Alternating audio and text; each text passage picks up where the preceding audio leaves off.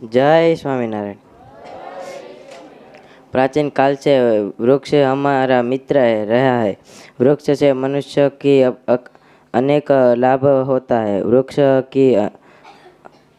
की आध्यात्मिकता लोगों के सुख सौभाग्य और समृद्धि की निशानी मानी जाती है। इसलिए वृक्षारोपण की बहुत महिमा बताई गई है।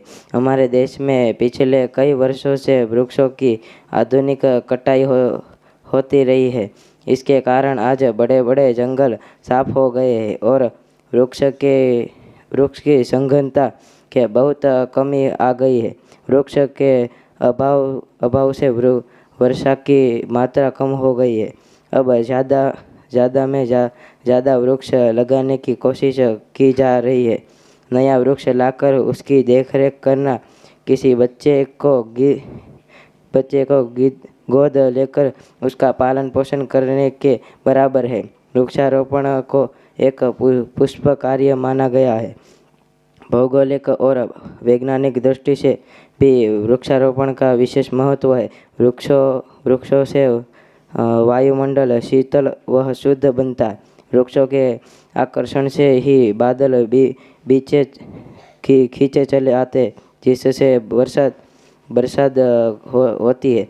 खेत के चारों ओर पेड़ लगाने से खेत की मिट्टी की रक्षा होती है। नदी के किनारे लगाए गए पेड़ उसके किनारों के कटाई हो रोकते हैं।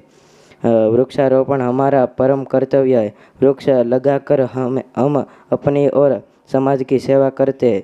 वृक्षारोपण द्वारा प्राणी जीवन का स्वस्थ सुंदर और सुखमय बनाया जा सकता है।